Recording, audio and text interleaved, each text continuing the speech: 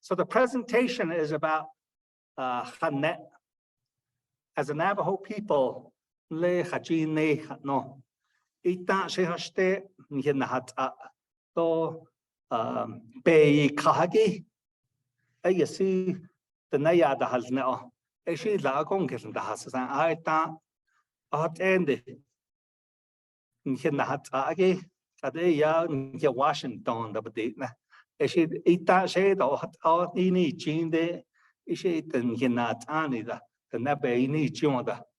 Koho bada hanit no ya ajine do ste nahaga do sendo so the zen. Aro no sado yadashil da no go. She bik hane kai. Aro the nesto net our teachings and Eshin Hachin Zabeni Kado the Neba and Dayi Nesege Bada Hajit Net Nachit Tabajaninde had no Bada Hanet.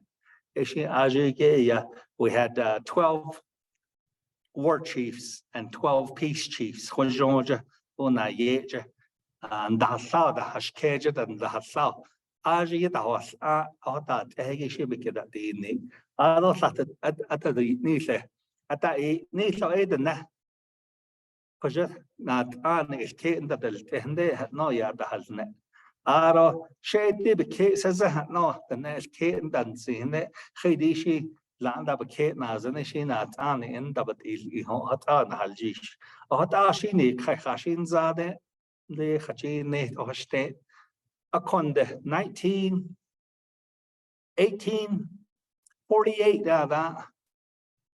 United States government beyaj kaya the hosnan you had Spain the hasni in the aro Mexico Spain that's what about 1820s that aro nas Mexico at kaya that has 28 years that's as late 1848 that United States and the War of Mexico the hanesna aron hi ajya and the United States there's aro con na lo to le huel te goda dan his age that no the hanne eshin ken here hanne at bad the hanne zanado hajo beket Ben that need Tinon Haschen the bay. Oh, that Hagi live quite a quite a hill.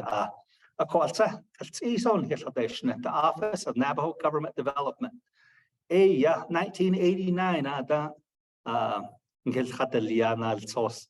The Holondo late, here as the Hanaso Trado late, but don't need commission. Our Office of Navajo Government Development, and that's Nashigi, stop. In 1989, government turmoil, Benina. Peter McDonald, chairman, long, the net, two governments started that is what Aro stop, and Asia the net, big Hayanas Kadoda, Hoka, and that's is Kadada, no bad the Hanet. Asia Benina, Navajo Nation Council. Responded that's neatly. She acquired a being nasa or big habana state. Then again, she been in government has always done not loss no temporary government. Again, had a lia Aaron hip Ajaban das installation. No, say the net number this the Office of Navajo Government Development or the Commission has got 33 years as go just. At the government, I said they land. And the I get the whole just it. And then the I see about he kind of last year to develop a proposal for a permanent government. Ishin had a quite get that skish. I don't the Queen there's the lay. Today case. The presentation is titled Navajo Sovereignty and Legal Rights under the Treaty of 1868. Sunday, no, the Yoja. Hiban today case, so busy in the deal, Nick. aron also san dapati nan on rejo trash can be just kan ha long all beje ta yi la no ban se de case I just see how it's the net on the Glenegido United States government but had that needs aron also spakalia sa no agreement de snitle sa a contract de sna aro the United States ay see a large quite na hateshna as a large at and Lenigi behas ani a treaty de sna I should have been in a treaty of 1868 that the no be the niche Kokodoshi Hatoljish Dida and Ashing the impact of colonialism. John lay torn on that or had it the sheet and then the Kaigo Patahe Kaho Aro the behas ani Vikeho at that Edo lake that no artist colonialism. She in Slanigi it all. Government issue, I think it's our government, they not yet or less. Based on that, today, though, that Heggy, she get us ain't or less. The negotiate all yeah, colonialism, the now had or she hay cow. So I tell you, that has neho. Asian ghost warrior, Liegi, rightly on the internet. The internet, it was on the internet, and I pulled it off of there. So I'll read it to you really fast. And I think this is very critical. It's a critique about us as Native people today and the way we do things and that we don't consider the fact that we were colonized by European. So here it says, at one time our ancestors would have had difficulty imagining living in a state of unfreedom. Now we have difficulty imagining living in a state of freedom. This is perhaps the most profound impact of colonialism in our lives. It reveals a limitation in thinking so severe that it prevents us from reclaiming our inherent rights as indigenous peoples of this land, even in our dreams. Colonialism is the massive fog that has clouded our imaginations regarding who we could be, excised our memories of who we once were, and numbed our understanding of our current existence. Colonialism is the force that disallows us from recognizing its confines, while at the same time limiting our vision of possibilities. Colonialism is the farce that compels us to feel gratitude for small concessions while our fundamental freedoms are denied. Colonialism has set the parameters of our imaginations to constrain our vision of what is possible. So what this is talking about is sometimes we forget as a people that we've been colonized by foreigners, somebody from somewhere else, and they've structured our lives up to this point. And we forget that we're in that state right now where some of our freedoms are being denied by the colonizers. They've limited our sovereignty. Our land is called and held in trust. They claim our lands today. And today we don't think about it, but that's the reality that we live in. So that's why this particular slide is in here. And this picture kind of goes along with that. So the discussion today is really kind of looking at the different policies or eras of Indian policy in the United States. We had an era of extermination where they were trying to exterminate the indigenous populations of this country.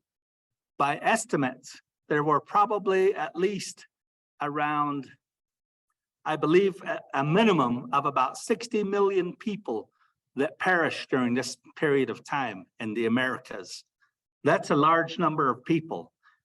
And by global estimates, that would be 10% of the world population that perished as a result of extermination. People bringing smallpox, other diseases, like we just recently had the virus. Those kinds of what Navajo people refer to as monsters. na ye shindap satati de shinile. Ako. Aro relocation. Relocation was introduced when the United States government was established. And what they did is they were relocating native tribes from the east out towards the west, Indian territory, into Oklahoma. So many of you know about that. There's going to be a new movie coming out called Killers of the Flower Moon. It's going to talk about some of the tribes that were relocated from the east into Oklahoma territory. Then there's a policy of assimilation. Back there in the 1800s, after our treaty was signed, reorganization. Then there's an era of termination, and then self-determination. The next era that we're going to go into, I call it self-actualization. If we can get our heads together and take action, we can come to an era of self-actualization. So, and normally these policies shape our political, our governance, our laws, policies, our treaties. It also shapes our economics activity on Indian country. One of the results of colonialism is that we're some of the poorest people in the country today. If you go out across the Navajo Nation, you'll see the poverty that exists out there. We depend on the federal government for a lot of our homes, water, any infrastructure. And that's a result of what we call colonialism. And then our culture, our religion. We've lost many of our kids don't even know our religion anymore, or what our philosophy and our life ways are. So this is something that we want you to consider when we're going through this discussion, and to think about that. So here's again, the United States policies. The self-actualization is basically because there's a new document called the Declaration, the UN Declaration on Indigenous Rights. And we're hoping to bring that to reality. If we chip away at it, we might do it. The other thing is we have a lot of rights that we're not exercising right now, or we're doing it wrong. And if we do it right, we can come to a state of self-actualization and make a better life for ourselves. So a lot of people say, what is sovereignty?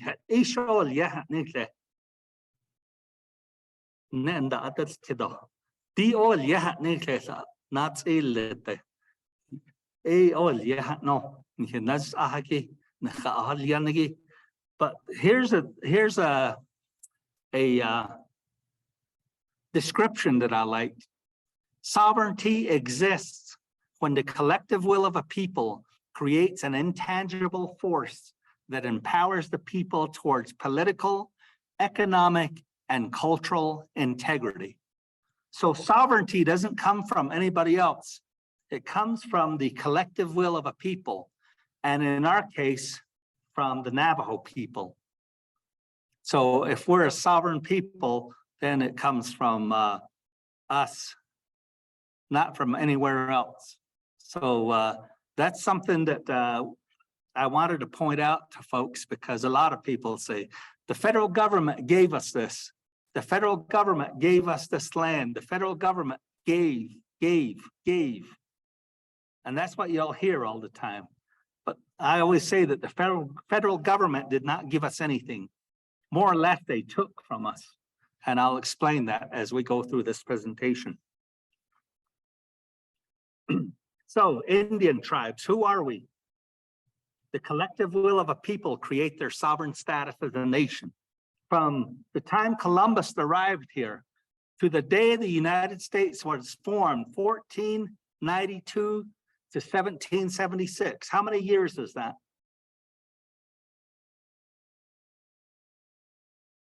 It's probably almost, what, 300 years? If you think about it, the United States hasn't even been in existence for 300 years yet. But there was a lot of activity during these 300 years. And most of it that we can remember, or that people talk about, is this period of time when Indian tribes, Indian nations were subjected to this thing called extermination.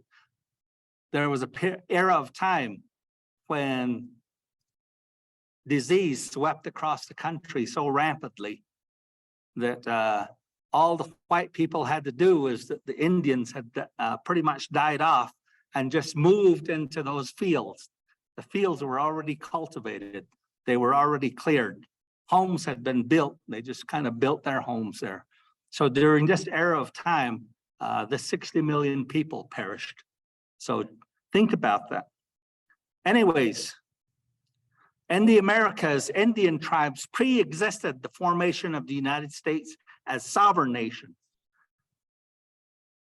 Therefore, European countries recognized, if you talk about the treaties, what happened in the treaties, remember, the United States did not give anything. They recognized, right? That's what you call a term of art in the legal field.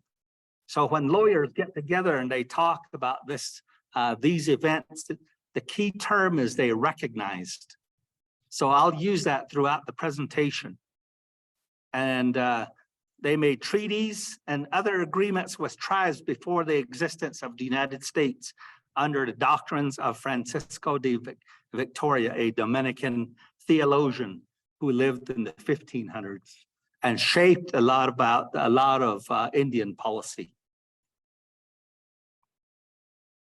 Here as an example, this is a 1537 Bull Subliminus Deus, something like that.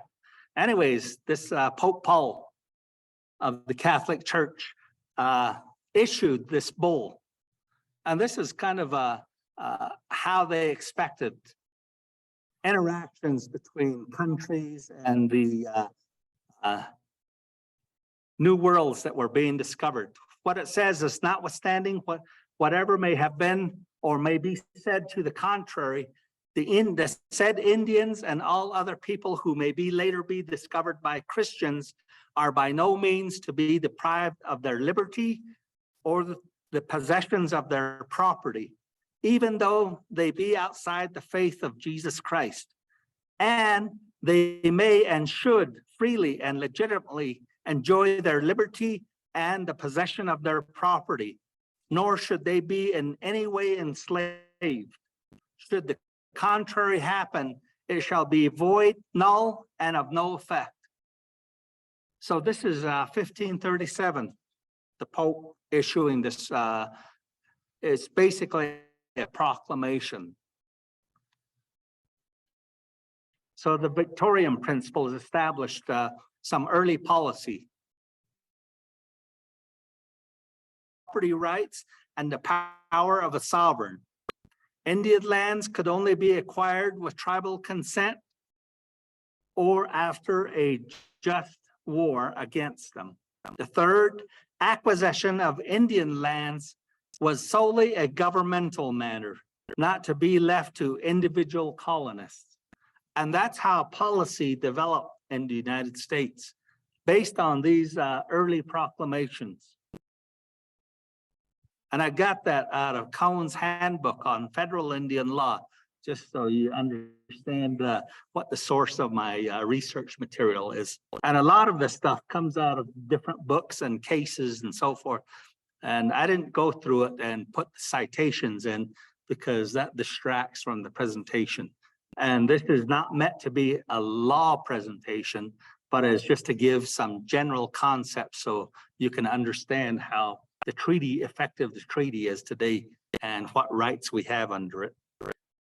So here, when the United States was formed, the newly established United States enacted a series of laws titled the Non-Intercourse Act to carry forth the policy of regulating the purchase of Indian tribal lands, which was exclusive in the federal government.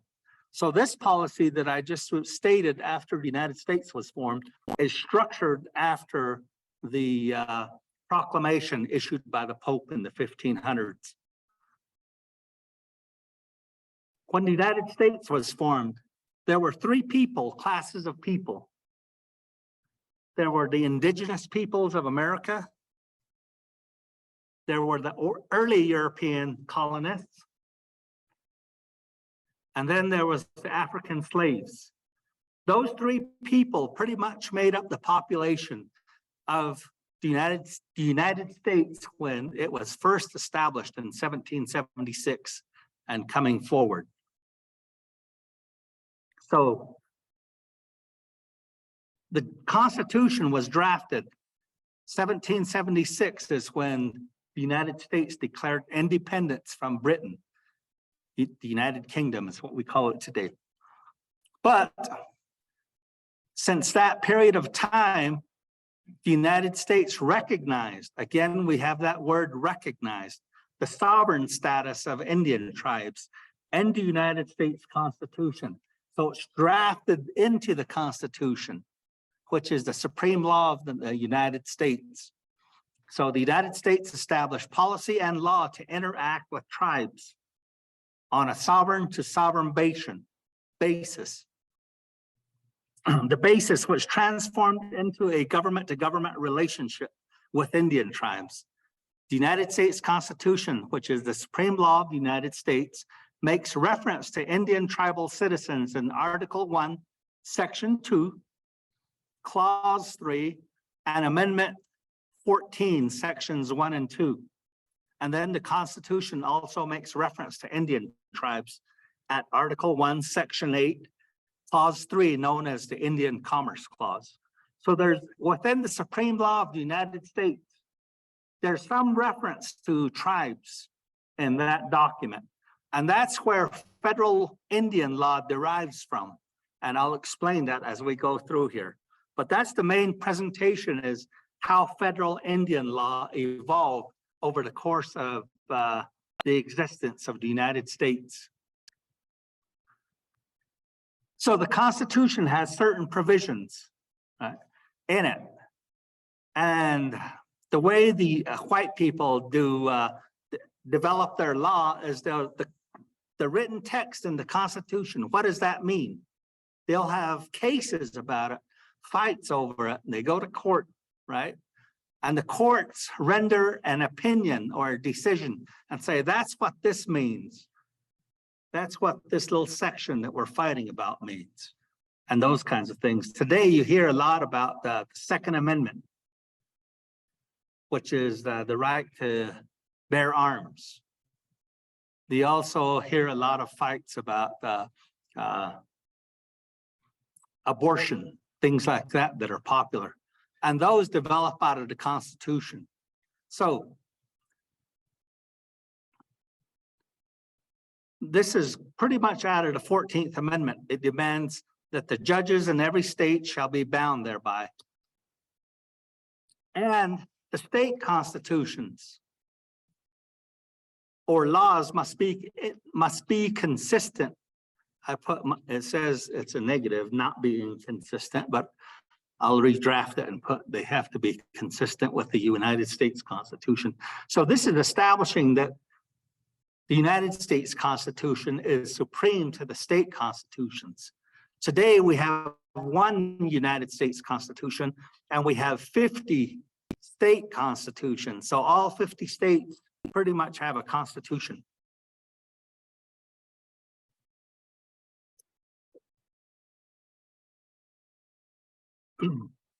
At this point in time, let me explain about the way they govern themselves. The United States have a people decided we're going to be ruled by laws. So the first thing they did is they developed a constitution, which is the supreme law, right? Then they said treaties are also supreme. Statutes, laws that we develop under the legislative process are also supreme, as the way that they structured their government. So this is something to think about when we talk about the Navajo Nation. How should our government be structured? How is it structured today? Are we governed by laws? Theoretically, we have 26 titles right now. So that's what we're governed by. Anyways, this is the first article that was repealed. It says representatives and direct taxes shall be apportioned among the several states. This is in the United States Constitution. which may be included in this union. I highlighted that because when the Constitution was developed, Indian tribes were not included in the union. They didn't say, oh, remember 3 people that were here: Indian tribes, Black people, and white people. So this provision says this Constitution is for us as Europeans, as white people. It's not for you, Indian tribal members, and I'll explain why here in a minute. According to their respective numbers, which shall be determined by adding to the whole number of free persons, including those bound for service for a term of years, and excluding Indians not taxed. So this isn't for you, Indians. You guys have your own nations over there, your communities. And 3/5 of all other persons. This 3/5 is talking about the slaves. So the slaves back in those days didn't count as a full person. They were only considered to be 3/5 of a person. Then this amendment was passed. I didn't put a date on here, but this amendment was passed 1 month after our treaty was signed. So it was passed in July of 1968, a month. Our treaty is coming up on June 1st, right? That's why we celebrate Treaty Day. That's why we're having this discussion, because that's coming up. But a month later in July, the United States made this amendment to the US Constitution after the Civil War. This was for the slaves. It says all persons born or naturalized in the United States and subject to the jurisdiction thereof. That again means we at that time were not subject to the jurisdiction of the United States. So they included this language to say, oh, you Indians are over there. You're not subject to the jurisdiction of the United States. So all persons born or naturalized in the United States are citizens of the United States, except you Indians, and of the state wherein they reside. No state shall make or enforce any law, and so forth. That doesn't pertain to us. And then section 2, again, representatives shall be apportioned among the several states, right? We weren't a state at the time. So this is another provision that's excluding us as Indian tribes, according to their respective numbers, counting the whole number of persons in each state, excluding Indians not taxed. So here they went from recognizing Black peoples as 3/5 of a person. Now they're recognizing Black people as a whole person, the whole number of persons, right? But Indians, you still aren't a part of us. You're over there somewhere else. This isn't meant for you. Again, this is the Indian Commerce Clause. This is where today the United States government exercises most of its authority over Indian tribes, where it says to regulate commerce with the foreign nations and among the several states and with the Indian tribes. They've now taken this beyond commerce. They're doing everything. It ain't everything. So how did they stretch that when it says the Constitution only allows them? Because the Constitution limits their authority to commerce, and that's what's being litigated in the Supreme Court right now. This Brackeen versus Holland, or the Holland versus Brackeen. It goes back and forth on whose name is first, depending on if it's an appeal and so forth. But that's the Indian Child Welfare Act. Does Congress have the authority to pass a law related to Indian child welfare? All they have is the power to regulate commerce. Is the protection of Indian children commerce? And the proponents are saying Congress doesn't have that authority. In that case, so we should be getting the opinion on it here any day. Well, they'll probably throw it at us on Treaty Day. Here is Article 6 This is the supremacy clause. The Constitution and the laws of the United States, which shall be made in pursuance thereof, and all treaties made or which shall be made under the authority of the United States shall be the supreme law of the land. And then it goes on to say, and the judges in every state shall be bound thereby. Anything in the Constitution or the laws of any state to the contrary, notwithstanding. So they have to adhere to United States law, right? Which is supreme. So a lot of states kind of fight against this. And as we go through the discussion, I'll cover more of it. Then this is the Indian Non-Intercourse Act, 1790. All it means is you citizens out there subject to the United States, you can't transact business, commerce with Indians. You can't get the lands from them. So here's where it talks about this.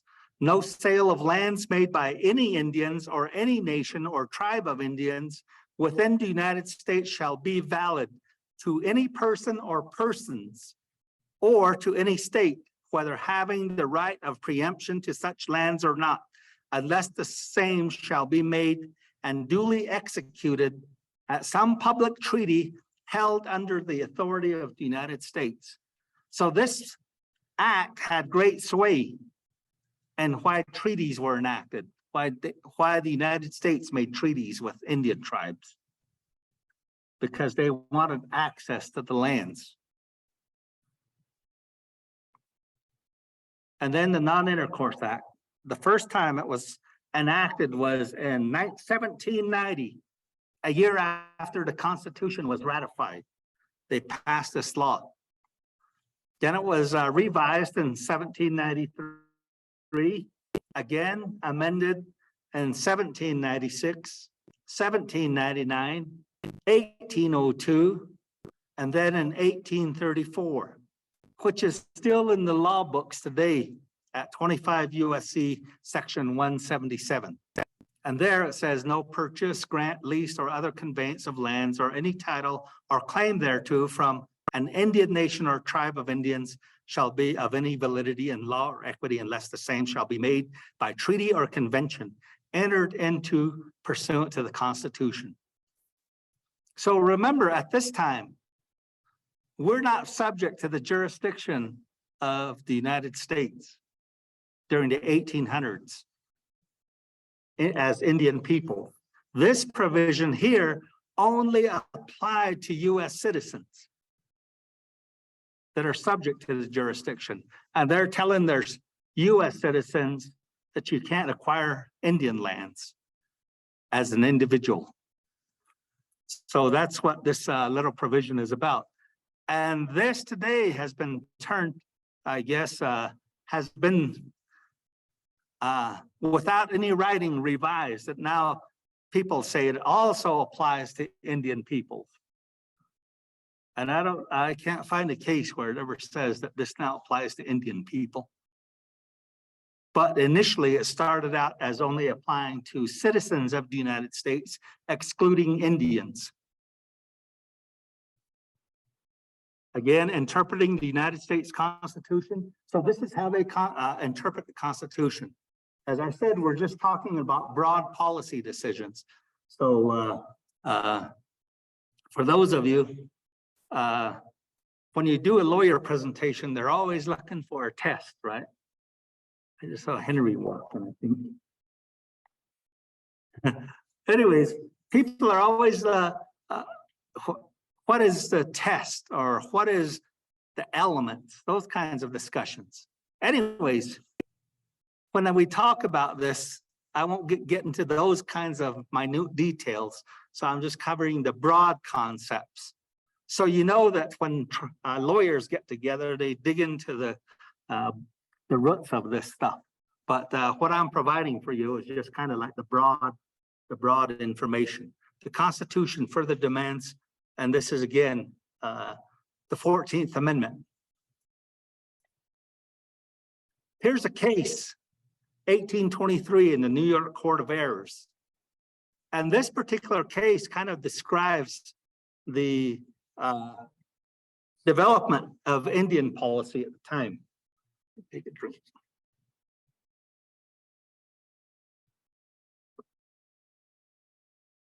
This case derived out of same time that one of the Marshall Trilogies derived about, I think I'm going to have to check, but I believe this case was decided, the decision was issued before the Marshall Trilogies came out. And this was a case about land again, and about an Indian conveying land to another person. And here it says the Oneidas and other tribes composing the Six Nation of Indians were originally free and independent nations. So this is kind of talking about Indian policy or Indian law at the time in 1823. And then they talk about it is for council who contend they have now ceased to be a distinct people and become completely incorporated with us in the United States and clothed with all the rights and bound to all the duties of citizens. So that's what the attorneys were advocating for on one side. And then the judge says, I have not been able to designate the period or to discover the requisite evidence of such an entire and total revolution. And I won't read any of this, but he talks about our laws. Even to this day, allow these Indians to participate equally with us in our civil or political privileges. Do they vote in our elections, and do our laws apply to them, and all of this other stuff? You can read it if you want, once you get the, then it goes on to say, I apprehend that every one of these questions must be answered in the negative, and that on all these points, they are regarded as dependent allies and alien communities, meaning they're not a part of the United States or the states. In my view of the subject, they have never been regarded as citizens or members of our body politic within the contemplation of the Constitution. They've always been and are still considered by our laws as dependent tribes governed by their own usages and chiefs, but placed under our protection and subject to our coercion as far as the public safety required it and no further.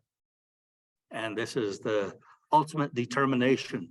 Though born within our territorial limits, the Indians are considered as born under the dominion of their own tribes. And then they are not our subjects born within the purview of our law, because they are not born in obedience to us. They belong by birth to their own tribes, and these tribes are placed under our protection and dependent upon us, but still we recognize them as national communities.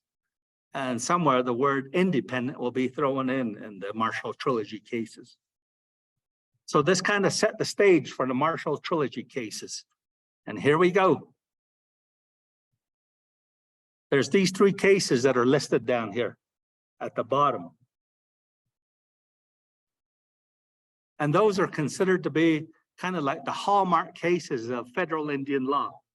And the reason why I'm covering this is when we get to the Treaty of 1868, we will be absorbed by the treaty into the existing law. So that's how this works, and that's why I'm covering it. So the United States is developing a body of law called federal Indian law, and when we sign the treaty, it will be absorbed into all of this as the Navajo Nation. So again, the United States Supreme Court has on many occasions interpreted and addressed the meaning of Indians and Indian tribes as provided in the Constitution. In summary, the court determined that Indian tribes are recognized as sovereign nations, not a state or a foreign nation, but separate, distinct, and owing no allegiance to the United States, and their tribal citizens are not citizens or subject to the jurisdiction of the United States and the states. They retain their Aboriginal title and a right of occupancy to their lands. Aboriginal title is when you haven't signed a treaty yet. But once you go through the treaty making process, you give up some of your land and you come out with something called Indian title, which is a lesser title than Aboriginal title. So there's these distinctions in the way they look at lands in the United States system. So the Johnson versus McIntosh, 1823. This was about land. And the funny thing about the law or the legal disciplines and the United States is nobody knows about this case. I went to a Utah bar conference a few years back and we were talking about how the United States acquired land. Nobody even knew. It was just a bunch of lawyers. What? I got all kinds of responses. Anyways, the question was whether title to lands granted by an Indian tribe contrary to the Non-Intercourse Act can be recognized in the courts of the United States. And rather than just saying no with one sentence or one word, they went about creating all this review of how Indian tribal lands are, what the status of Indian tribal lands. And at the end of the case, all of a sudden we went from having Aboriginal title to Indian title as a result of this case. So what it says is discovery gave absolute title to lands by those European powers who made it, subject only to the Indian title of occupancy. So we don't have the full field anymore. We only have a right of occupancy. Here it says recognized as Indian title, right? And discovery gave an exclusive right to extinguish the Indian title of occupancy by preemption, either by purchase or by conquest. So what it's saying is you had full title to your lands before this case, and all of a sudden Indian tribes were preempted. Their rights were preempted. And you now had a lesser title because you can't sell land to anyone else other than the United States government. That's what this case stands for.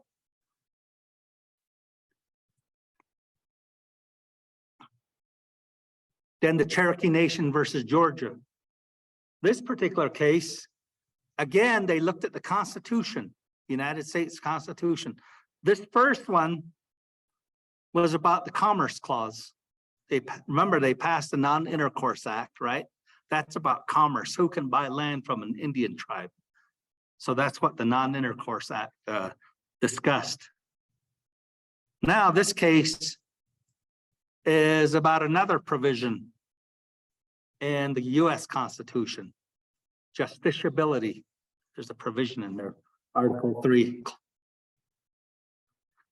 Anyways, the Cherokee Nation was trying to get recourse because Georgia was interfering with their laws. And the Cherokee Nation was saying, in our treaty, it was agreed that the states wouldn't interfere with and try to take over by establishing laws for us. And that's what Georgia was trying to do. They passed laws and they said anybody violating these will be violating the laws of Georgia, and you'll be thrown in jail, basically. So the Cherokees tried to get an injunction against the state of Georgia. And what they were told is, well, look at the Constitution. In Article 3 on the authorities of the courts, you're not mentioned in there, so you can't have standing. So what this did is Indians did not have recourse to the United States courts for a full 100 years until we were made citizens. You couldn't go to the courts. If somebody took your lands, you had no recourse. If somebody did something to you over here, you had no recourse because you weren't entitled to have standing in the courts of the United States. So by this case, what ended up happening is Indian tribes were deprived of their main economic resource, which is their lands, and they had no recourse. Then the Cherokee Nation versus Georgia. This is the same case again. It covers a little bit more detail. It says a case concerning the jurisdiction of the United States Court over Indian tribes. The court addressed the legal status of an Indian tribe and determined that Indian tribes are not foreign nations or a state of the Union within the meaning of the United States Constitution, which is the Commerce Clause. And they said the court resorted to Article 1, Clause 2 of the United States Constitution for guidance and determined, here's what they said, but we think that in construing them, considerable aid is furnished by that clause in the 8th section of the 3rd article, which empowers Congress to regulate commerce with foreign nations and among the several states and with the Indian tribes. In this clause, they are clearly distinguished by the name appropriate to themselves from foreign nations and from the several states composing the Union. When forming this article, the convention considered them an entirely distinct, not a foreign nation, not the several states, but rather an Indian tribe, right? So they're not foreign nations, they're not the states, they're an Indian tribe. And what an Indian tribe is will be developed over the next century. Because Indian tribes were neither a foreign nation or a state, the court could not exercise jurisdiction over their claims for relief pursuant to Article 3, Section 2 of the Constitution. So you're out of here, you have no standing. Here, Worcester versus Georgia. This is probably the most beneficial case for Indian tribes. And again, the state of Georgia, picking on the Cherokees. Cherokees were litigating all these cases for us early in the development of the United States. And later on, the Navajo Nation did most of that during the 1900s. Here,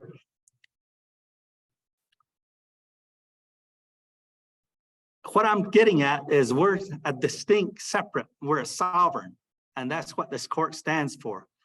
Chief Justice Marshall declared that the Indian nations had always been considered a distinct, independent political community, retaining their original natural rights as the undisputed possessors of the soil from time immemorial, with the single exception of that imposed by the irresistible power which excluded them from intercourse with any other European nation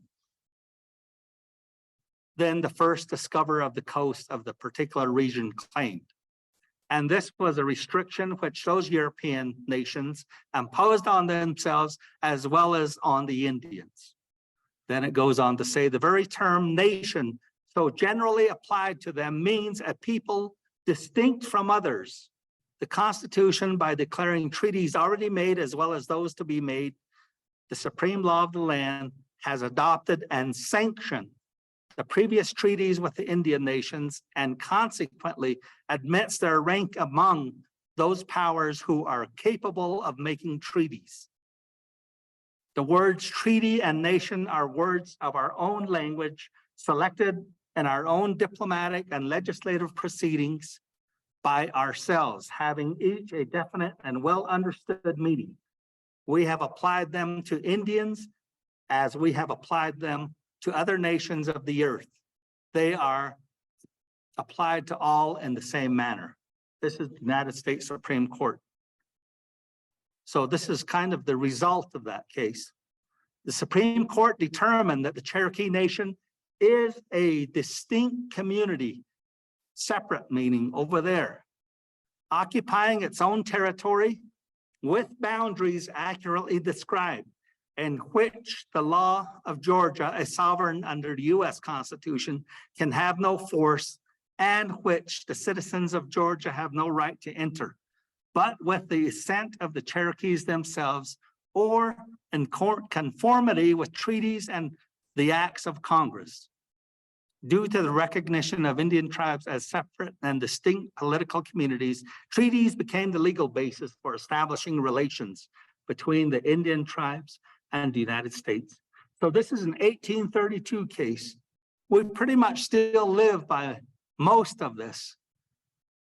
So this set the standard. And like I said, when we signed the treaty, we were absorbed as a nation into these laws that were established previously. Then these are other cases that recognize and describe Indian tribes as being over there, not part of the United States. Remember again, I'll take your memory back. When I first started the discussion, there was three groups of people. The colonizers, white people, there were slaves, black people, and there were Indian tribes, right? And this whole law, what I'm talking about, is establishing that this is for us white people, the Constitution, and blacks are included as 3/5 of a person. But you Indians, you're not included. This isn't for you. You're over there somewhere else, right? That's what we need to understand as the development of law in the 1800s. So, no more significant and what the reasons for the choice of a particular phrase are easily surmised. It reflected first the prevalent notion that let me go back, the court opined, again, that to describe these Indians who are not part of the community of the people of the United States, the phrase Indian not taxed was chosen. If you go back to the Constitution, remember, in certain provisions, they use the word Indians not taxed. So what this case is saying is the words Indian not taxed was to describe them as a distinct and separate people. And the reasons for the choice of the particular phrase are easily surmised. It reflected first the prevalent notion that taxation and representation should go hand in hand. It reflected secondly the fact that in a less complex system of government taxation is the principal criterion of governmental authority. No more significant attribute of the condition of the Indian living in his separate and independent community could have been chosen. Being outside the control of either the state or federal government, he was an Indian not taxed. And since he did not bear the financial burden of the government, he was not entitled to representation therein. So this again, they're interpreting Article 1 of the Constitution, the apportionment clause. Then this is my favorite case, the full case. Again, this guy was trying to denounce his Indianness, saying, oh, I'm a white person now. I should have the ability to vote. This is about, he's trying to get the vote. He said, I live among the whites. I renounce my Indian citizenship and so forth. I've been living, working, doing everything a white person does. His case went up to the Supreme Court because he was denied the ability to vote. And the Supreme Court, this is after our treaty was signed, 1884, says the Indian tribes being within the territorial limits of the United States were not, strictly speaking, foreign states, again, but they were alien nations. Distinct political communities with whom the United States might and habitually did deal as though they thought fit, either through treaties made by the President and Senate or through acts of Congress and the ordinary forms of legislation. The members of those tribes who owed immediate allegiance to their several tribes and were not part of the people of the United States. They were in a dependent condition, a state of pupillage, resembling that of a ward to his guardian. Indians and their property exempt from taxation by treaty or statute of the United States could not be taxed by any state, right? General acts of Congress did not apply to Indians, unless so expressed to clearly manifest an intention to include them. So Indians not taxed. We're not subject to the jurisdiction of the United States or the states, right? We're our separate own communities over there. And the provisions in the Constitution say that we're Indians not taxed. And remember, the 14th Amendment is still valid today. It's still law. It's the supreme law of the United States. So how did we become the people who are taxed? That's a question I think everyone needs to think about.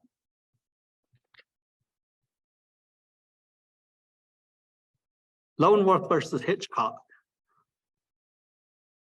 This is the Achilles heel of Indian peoples. It declared that the federal government has plenary authority over tribal relations. Remember, the federal government is the only entity that can regulate commerce between Indian tribes and the federal government. So they're taking that concept further. Somewhere the word plenary came up, and it was bad for us and good for the federal government. What I think they were saying is only the federal government can have authority with Indian tribes. But somehow attorneys on the other side representing white folks, the states and everybody else have turned us to say de facto power over Indian tribes. They have exclusive power over you. They can throw you in jail and do whatever they want now. Remember, we're not subject to jurisdiction under 14th Amendment.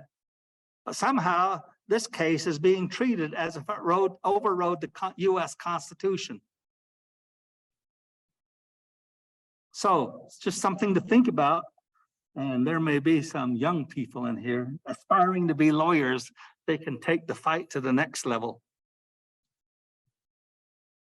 This is a case about a Navajo Nation case in 1959, after determination era. Remember, we had the different eras. And Williams v. Lee, this is a case with the Navajo Nation. The court determined that the United States Constitution recognizes the Navajo tribe of Indians as a separate and distinct political community. Same words we used in those previous cases, right? A sovereign. So we're recognized as a sovereign. Therefore, treaties became the legal basis for establishing relations. So they're talking, kind of making reference to our treaty. And what they're saying is when we entered the treaty, the federal government recognized us as an Indian tribe in the Williams v. Lee case. Then it says neither the Congress, the Supreme Court, nor the president, this is just my word, which isn't really being adhered to today. It says the United States of America has the power to infringe upon this or circumvent the US Constitution and treaties, which are the supreme law of the United States pursuant to Article 6, Section 2. But what is happening is the US Supreme Court is being selective today.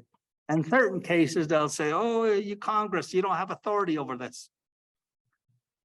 And the question is whether the Commerce Clause gives Congress the authority to be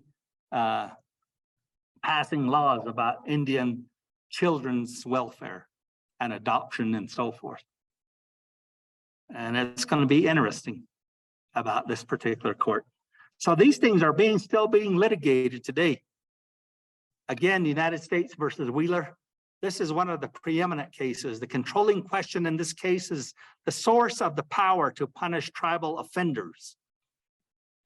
Is it part of inherent tribal sovereignty or an aspect of the sovereignty of the federal government, which has been delegated to the tribes by Congress?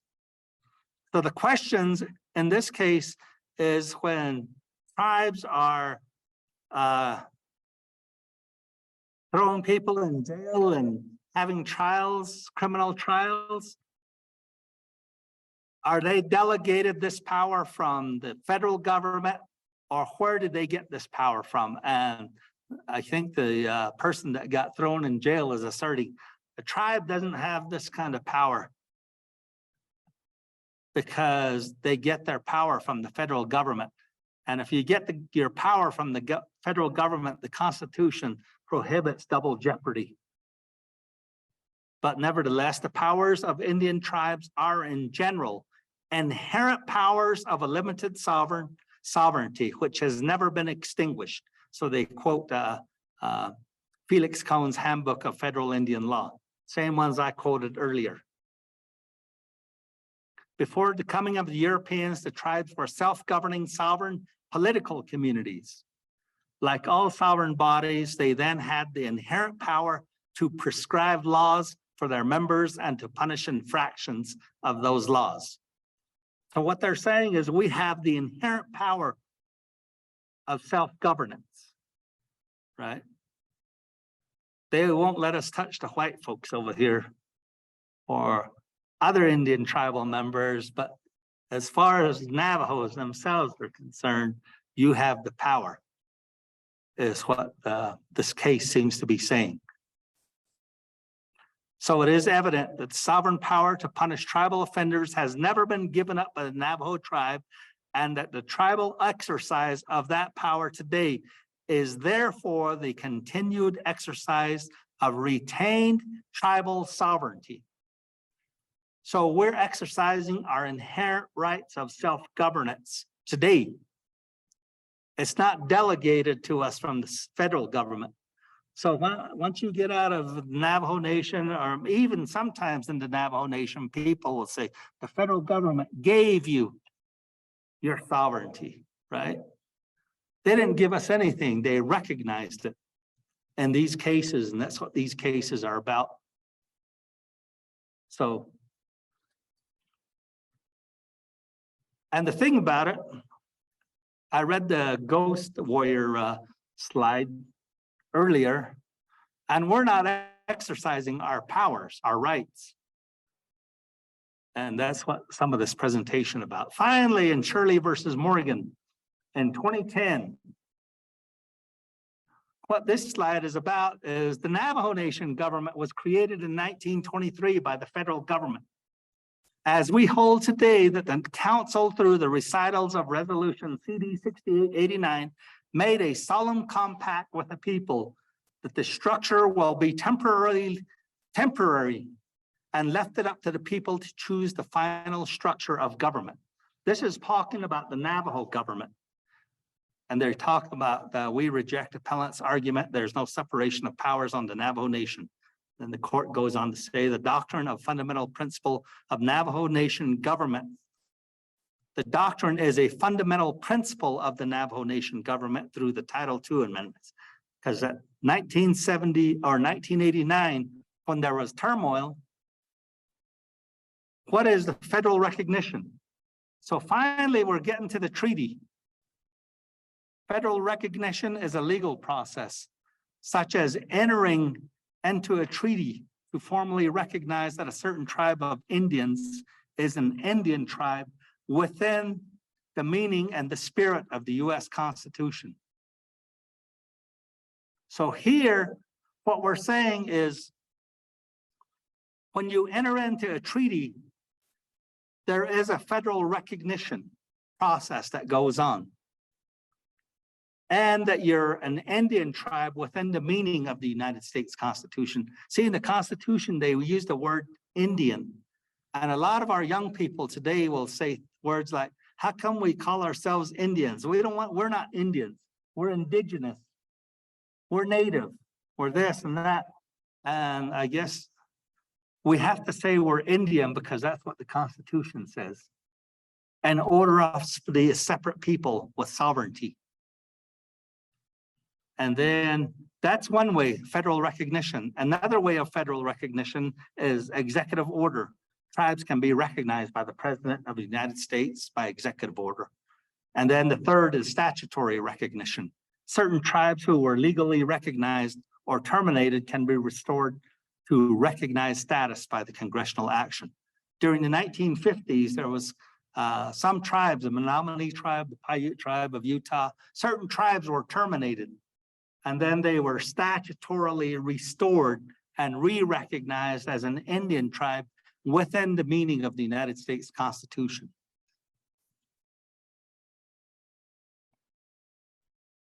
Inherent powers of self-governance. So the first thing the treaty did is they recognized the Navajo Nation as having inherent powers of self-governance. Remember, before the treaty was signed, there was 92 years that the United States existed, from 1776 up to 1868, 92 years. So during that period of time, we just reviewed the body of law that was developed during that period of time and the cases that came down. So the United States of America as a body politic recognized the Navajo Nation and or Navajo Tribe of Indians as a separate national community by virtue of entering into and ratifying the Treaty of 1868 between the United States of America and the Navajo Tribe of Indians. The treaty recognition is that the Navajo Nation or Navajo Tribe of Indians are an Indian tribe within the meaning, again, of the United States Constitution. So I'm trying to restate that because that's very, very important. A lot of people I've heard over the years, some folks are saying, we should just do away with a treaty. It doesn't mean anything. We should just become a state, or we should just be absorbed. I'm not hearing that as often, but I used to hear it quite a bit. For one reason or another, people had that thought. But on the other hand, if you're a separate sovereign, then you have the right we have our inherent rights of self-governance. We can structure our government the way we want, right? And that's what our responsibility is as the Office of Navajo Government Development, to see the different possibilities that are out there. Treaty negotiation, again, let me go to the next slide. So recognizing the Navajo people as an Indian tribe within the meaning of the Constitution. So this case came down. I said one of the preeminent cases, Worcester versus Georgia. It's always a versus Georgia, right? The Navajo Nation is a distinct and independent national community, a sovereign, not a foreign nation, not the several states, but rather an Indian tribe, occupying its own territory with boundaries accurately described, and which the laws of the states can have no force, and which the citizens of the United States have no right to enter, but with the assent of the Navajos themselves, or in conformity with treaties and with the acts of Congress. That's the Worcester case. Now, here is interesting, but with the assent of the Navajos themselves, and we'll talk about this later. Article 10 of the Treaty of 1868 says that we can't consent unless it's by 3/4 of the adult males consent. But somehow that provision has been thrown out the window, and I'll explain why. So what's a distinct and independent national community? So in Article 1, Clause 2, Section 2, Clause 3 of the Constitution, remember Indian tribes, Indians not taxed. So you're somewhere else, you're over there. This Constitution isn't for you because you have your own usages and your own chiefs over there. The 14th Amendment of the US Constitution says, you Indians are not subject to the jurisdiction of the United States. Plus, you're still Indians not taxed. So you're over there. Article 1, Section 8, Clause 3 of the US Constitution, the Commerce Clause. Again, we're not foreign nations. We're not the states, but you're an Indian tribe. So because of this, this is how the federal government now views an Indian tribe, the Navajo Nation, called the Navajo Nation. Then again, Article 6, Clause 2, the Supremacy Clause. Because we have our treaty, then there's these laws that apply to us now. The Non-Intercourse Act says that tribe cannot sell his land or her land to a non-Indian unless it's done by treaty or convention.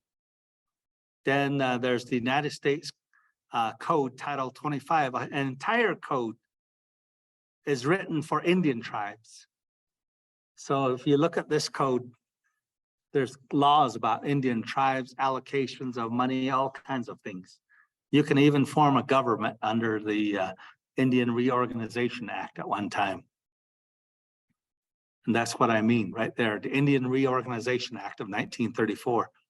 In the Kerr-McGee case, the United States Supreme Court decided and determined that the Indian Reorganization Act was rejected by the Navajo Nation, Navajo people.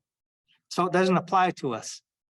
But since that Indian Reorganization Act was enacted in 1934, the BIA has treated us, or the Indian Commissioner has treated the Navajo Nation as if we consented to the IRA and held our lands in trust.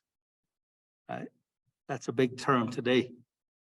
And we ended up having to litigate against them because they of this violation and the historical mismanagement. So they theoretically weren't supposed to be managing our lands. They did anyways, and then they squandered it. So we had to take them to court because they waived sovereign immunity for a certain period of time. So you could pursue these kinds of claims. And that's what the Navajo Nation did. Again, the Indian Citizenship Act of 1924. So we became citizens in 1924 by this act. Whereas the Constitution, Article 14 says we're not subject to the jurisdiction, plus we're not taxed. You guys are over there with your own nations. How can Congress violate the US Constitution and make us citizens? They only have the authority to enact a what is the term? I'm not an immigration lawyer, but a naturalization process. Congress only has the authority to develop a naturalization process. They don't have the authority to wave a wand and say, you're all now Indians, and steal another nation's citizens. So these are the kinds of discrepancies that exist in federal Indian law. And the Navajo and the US Treaty of 1868, again, these are the different provisions in there. Article 1, I like it. This is our, from where the sun now stands, I will fight no more. Supposedly, Chief Joseph said that, and we said that with Article 1. From this day forward, all war between the parties to this agreement shall forever cease. Right? And then there's a bad man's clause, which is a second provision in there. Article 2 is probably our most relevant provision. It says the United States agrees that the following district of country, to wit, the reservation, and the same is hereby set apart for the use and occupation of the Navajo tribe of Indians. Here, it doesn't say the Navajo Nation government. It says the Navajo tribe of Indians, right? So how come now we have to get home site leases? How come we have to have grazing permits? So these are the inconsistencies that I'm talking about that our office is tasked with looking at. Then again, the United States agrees to, then they just, there's certain things that they're going to build in exchange for the lands.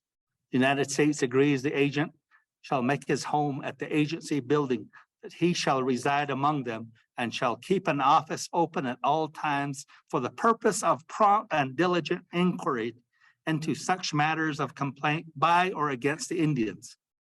Remember, the Cherokee Nation versus Georgia case said we didn't have standing as Indians under the US Constitution. So they had to create a provision as to how disputes would be resolved. And this is that provision. Again, in order to ensure the civilization, education. So they promised that we would get educated. So they ran us off to boarding schools. Who ran away from boarding school? How many of you?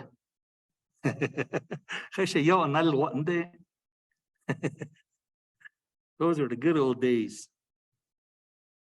Article 8. And then there's some monies to be paid, right? And then Article 10, this is what I talked about. No future treaty for the cessation of any portion or part of the reservation herein described, which may be held in common, shall be of any validity or force against said Indians, unless agreed to and executed by or at least 3/4 of all adult male Indians occupying or interested in the same. Now, there's this provision, no treaty, future treaty. This was not first, it wasn't complied with when they created the council for us, right? Because they only had a small number. Initially, it was a group of 3 people, the business community, to consent to leases. Then they expanded it. I can't remember if it's either 6 or 12. In 1923, that's when they developed the rules for the Navajo Nation Council. Anyways, the reason why I talk about this is the federal government was doing this. But at the same time, and a narrative 1,000 years from now, some of our children's children might look back. Maybe the next, who knows how many, 7th generation might look back and say, look what was going on during this period of time. And they may explain it in that fashion. And it was adorned with consent for tribal leases and so forth. Just something different to think about. And then this is one of our also promising cases, 1905. A treaty is not a grant of rights to the Indians, but a grant of right from them and a reservation of those not granted. So we granted lands to the federal government, right? And we reserved a little piece of lands. I'll show you here in a minute. That's what the Winus decision says. Therefore, the right of occupancy is not a grant from any sovereign, but rather a retained right to use and occupy lands claimed under original title and recognized by the United States under the Treaty of 1868. A Navajo tribal members reserve the right to every individual tribal member as though named therein. That's what the case doesn't say explicitly in those terms, but that's what it says. It doesn't use those exact words.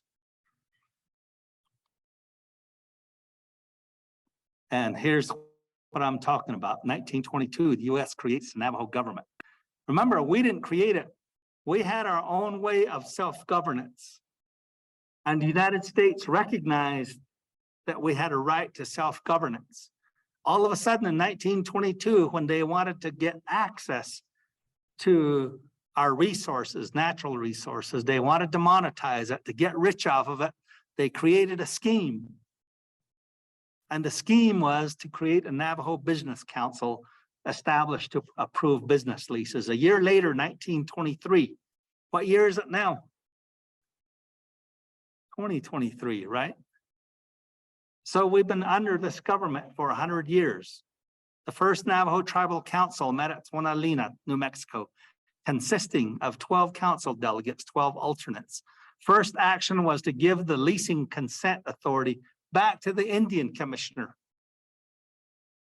1934, the Indian Reorganization Act, also known as the Howard Wheeler Act, is enacted by Congress to officially end the assimilation and allotment era and provide for erosion of the native land base.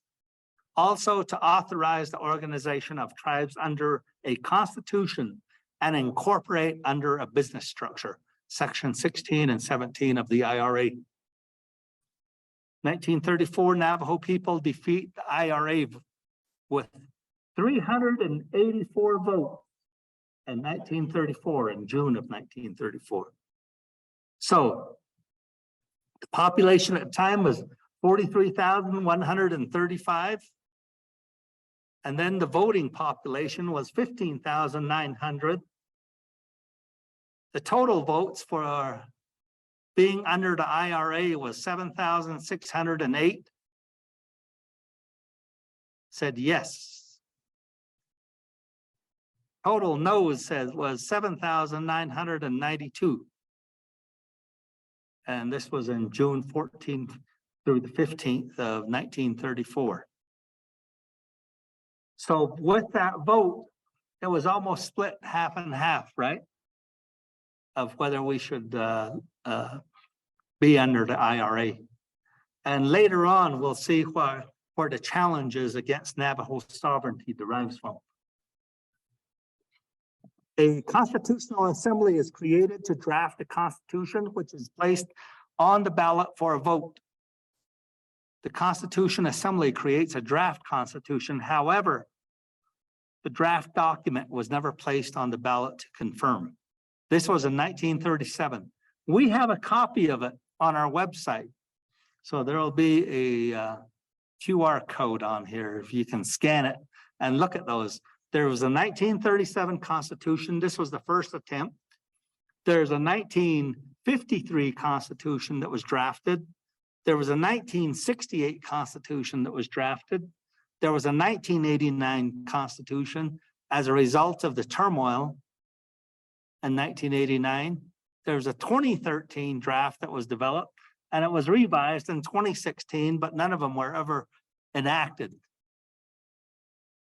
The thing I see about these constitutions is it wasn't done by us as Navajo people. Somebody else drafted them. So it wasn't a Navajo with the ink pen drafting them up. And it shows in those documents. In the 1937 Constitution, we started with that phrase, which is the bane of the Navajo Nation, our Achilles heel. It says the Navajo Nation Council is the governing body, right? We've litigated that and people have commented on it. I've heard it all on that. And it was recently defeated in 2010 in the Shirley versus Morgan. Supreme Court said, oh, that's not valid because the Navajo people have inherent powers of self-governance. How can the council be the governing body when it's the people have the power of inherent rights of tribal self-governance? But nobody ever pays attention to the ruling in that case. And then 1937, 1938, we have officially elected chairman under the new rules of governance set by the federal government for the tribal council in 1937-38. Remember, this is the beginning of a governance that is not ours. It was created by the federal government for the purpose of approving mineral leases contrary to Article 10 of the Navajo Treaty of 1868. In Williams v. Lee, I covered this earlier. I said the court determined that the U.S. Constitution recognizes the Navajo tribe of Indians as a separate and distinct political community, a sovereign. Therefore, treaties became the legal basis for establishing relations between Navajo tribe of Indians and the United States. Again, McClanahan, this is another one of our sovereignty cases. I forgot to put the year on it and the site, so I'll have to correct that. And this kind of talks about how they interpret treaties, right? To adopt the general rule that doubtful expressions are to be resolved in favor of the weak and defenseless people who are the wards of the nation, dependent on its protection and good faith. So this was a resuscitation of an earlier case.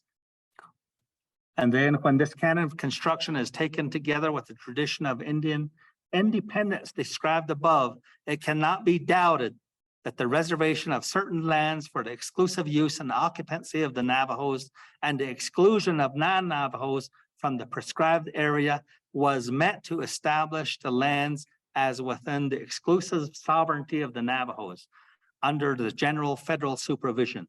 It is thus unsurprising that this court has interpreted the Navajo Treaty to preclude the extension of state law, including state tax law, to Indians on the Navajo reservation.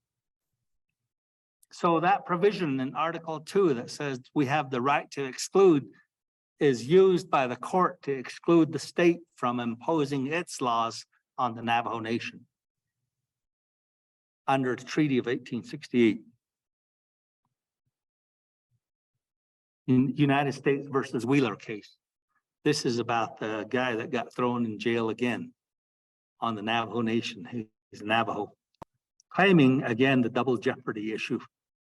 And at the end, it says the United States Supreme Court determined in sum the power to punish offenses against tribal law committed by tribal members, which was part of the Navajo's primeval sovereignty, has never been taken away from them, either explicitly or implicitly, and is attributable in no way to any delegation to them of federal authority. It follows that when the Navajo tribe exercises this power, it does so as part of its retained sovereignty and not as an arm of the federal government. So we're not an arm of the federal government. We're not exercising our authority under the federal government. They didn't give it to us. We reserved our rights to self-govern under the treaty. And that's what we're exercising. That's what these words mean. And this sounds like a lot. I know this is a lot of cases and so forth. It almost looks like a lawyer presentation. But the thing about this is that's how the law is. It develops in the codes, it develops in the constitutions, and it's interpreted by courts and so forth. And that's how it develops. Again, the Kerr-McGee case, this is what we call our Navajo tribal sovereignty case. And what here it says, the Kerr-McGee asserts that the Navajo Nation does not have independent authority to impose a tax on non-Indians. Kerr-McGee Court further asserts that the Indian Reorganization Act of 1934 requires approval by the Secretary of the Interior before any sovereign authority can be exercised. And this is where the U.S. Supreme Court said, the Indian Reorganization Act does not provide that a tribal constitution must condition the power to tax on secretarial approval. Indeed, the terms of the IRA do not govern tribes like the Navajo, which declined to accept its provisions. And it held that the Navajo Nation government as a sovereign nation has the inherent right to impose taxes without review and approval by the Secretary of the Interior. So what this particular provision, 1995, remember the federal government, BIA had a little table in the council chambers, right? Anytime the council met in the good old days, the resolutions would have a numbering system on the right side or the left side up on the corner. They would say resolution C, A, B, C. One of them required approval by the Secretary of the Interior. The other one just required review. The other one didn't require any review. So that's how we were. And this case got rid of that for us. And the BIA representatives didn't have to show up anymore in the tribal council meetings because they were told you don't have that authority. So that's probably why Navajo people call it sovereignty, because the BIA representatives went away from the tribal council chambers after this case. Remember, number one, the first thing it did that we just went over. By the treaty, the federal government recognized the inherent rights of self-governance in the Navajo people. One of the things about that is our own government, after it was created by the federal government, has really not recognized the Navajo people's right of inherent self-governance. If you look at all the actions of the council, there's nowhere where they say, oh, this belongs to the Navajo people out there. So that's one aspect. And our nation needs to recognize our own peoples, their own people's right inherent rights of self-governance. Second, recognizing Aboriginal title. The second thing it did is by entering into the Treaty of 1868, the federal government recognized our Aboriginal title. So going back to Johnson versus McIntosh, again, the Supreme Court determined that the Navajo tribe of Indians have Aboriginal title. They didn't do it in 1923. I'm just putting these words in place of the Cherokees or other nations that existed back then. But what Aboriginal possession rights? The original inhabitants are admitted to be the rightful occupants of the soil with a legal as well as a just claim to retain possession of it and to use it according to their own discretion. But their rights to complete sovereignty as independent nations were necessarily diminished, and their power to dispose of the soil at their own will or to whomever they pleased was denied by the original fundamental principle that discovery gave exclusive title to those who made the discovery. So this gets expanded by non-Indian lawyers, right? They latch on to these words and they expand it. While our attorneys, we do the same thing, but we haven't ever developed a clear set of policy in regards to what these mean. Normally, law firms or lawyers will develop these outlines. Oh, this is what it means. I know the federal courts, they all have theirs.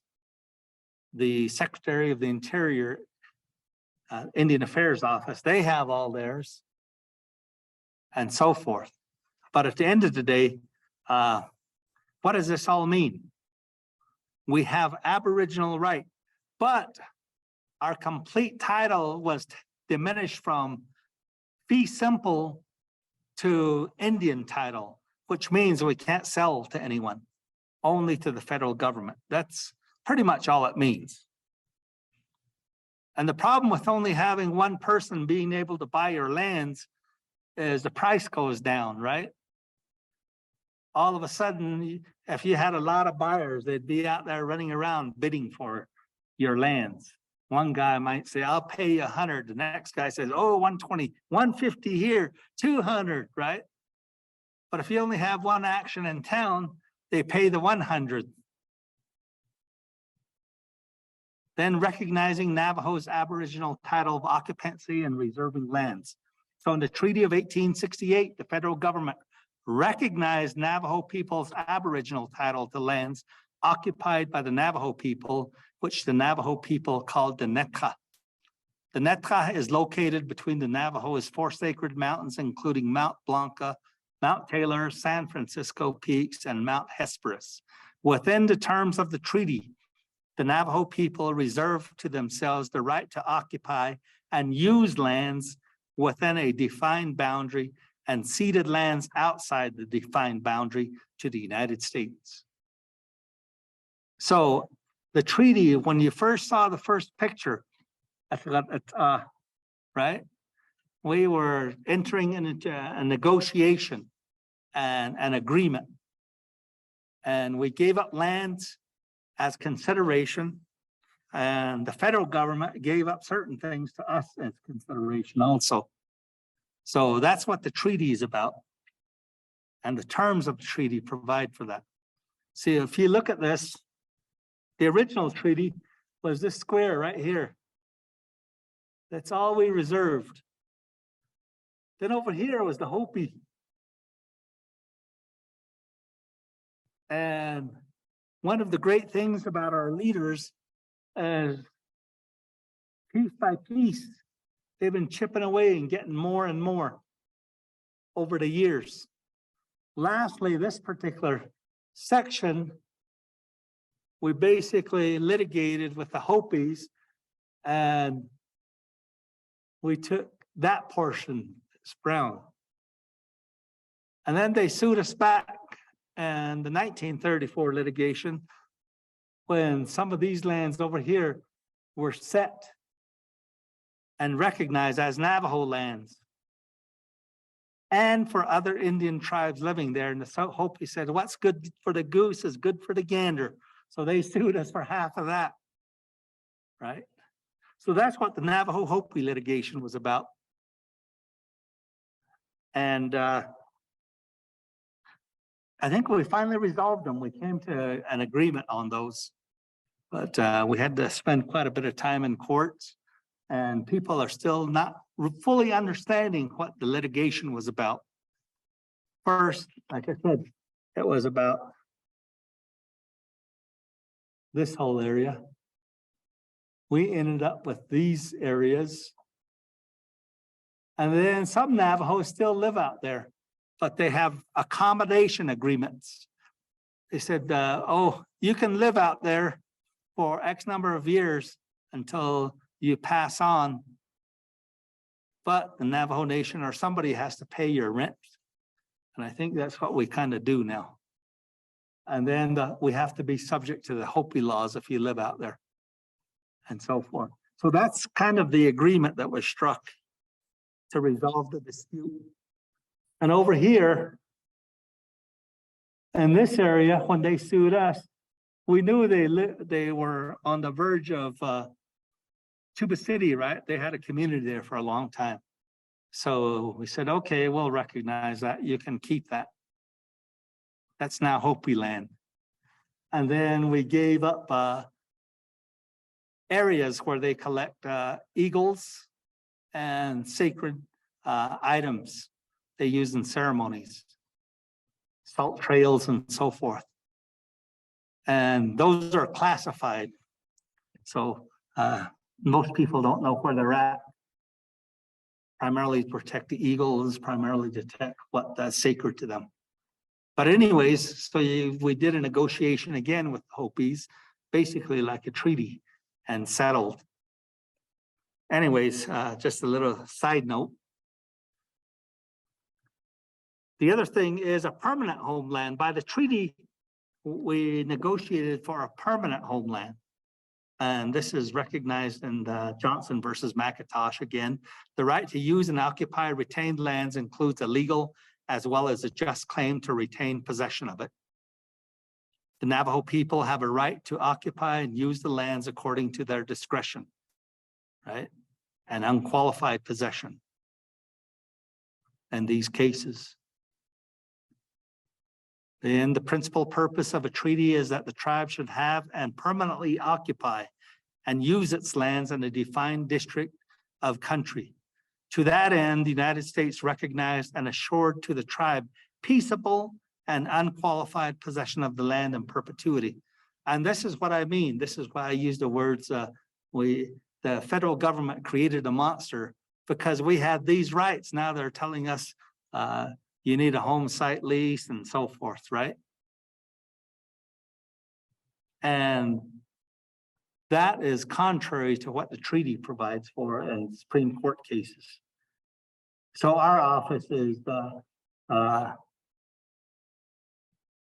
granted some authority to review these and review the inconsistencies and talk about it with everybody. I mean, it's not, we don't need to hide it, right? We can fix it if we put our minds to it. The right to exclude, Article 2 of the treaty. The United States agrees that no persons, except those herein so authorized to enter upon Indian reservations and discharge of duties imposed by law or the orders of the president shall ever be permitted to pass over, settle upon, or reside in the territory described in this article. It didn't say we reserved our lands. This is only for non-Indians, right? But why are we treated like non-Indians?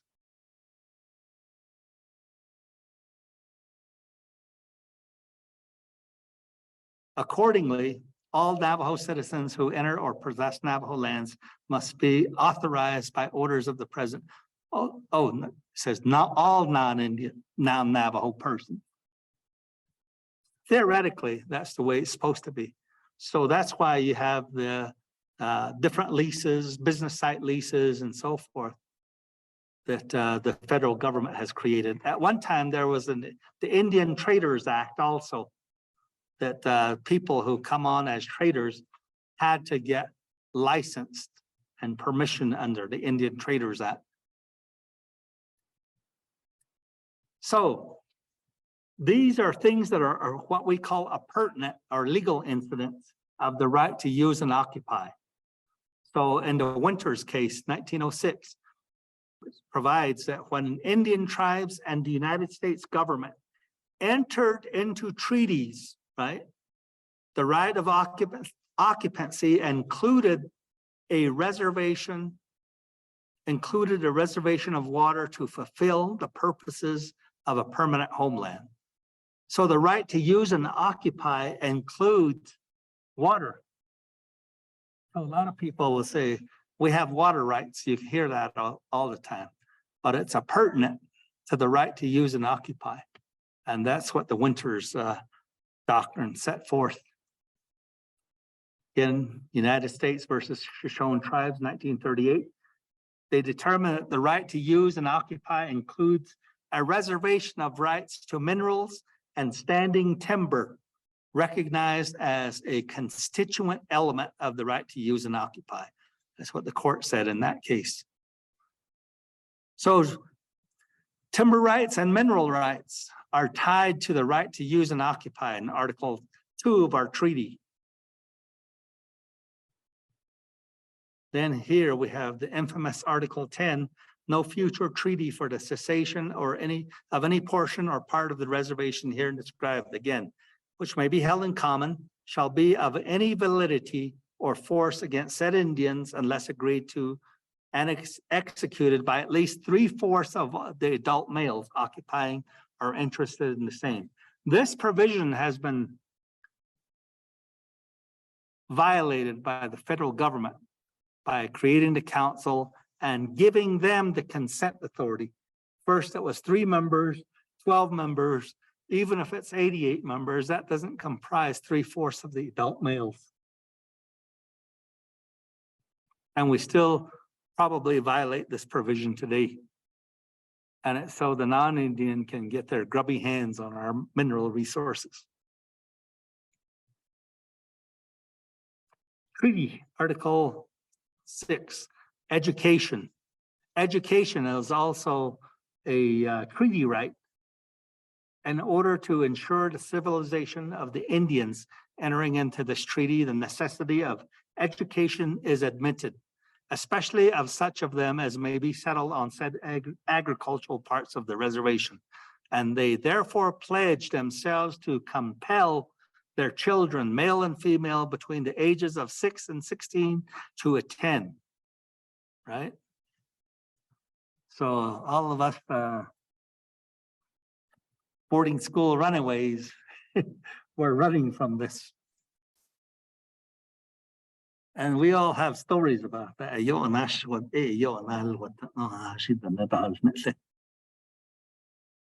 Anyways, then the United States agrees that the agent, again, this is for the dispute resolution, because in Cherokee Nation versus Georgia, we weren't allowed into the US courts because we weren't citizens and we were outside of the US Constitution. So they included a provision for that in Article 4. Now today, our assertion is that the agent for the Indians moved out because he doesn't live over here by the president's office. I think they live in Gallup now, right? Or maybe even in Washington, D.C. So by 638 contract, the Navajo Nation courts now serve this function. That's the theory anyways. And that's the kind of the way we look at it.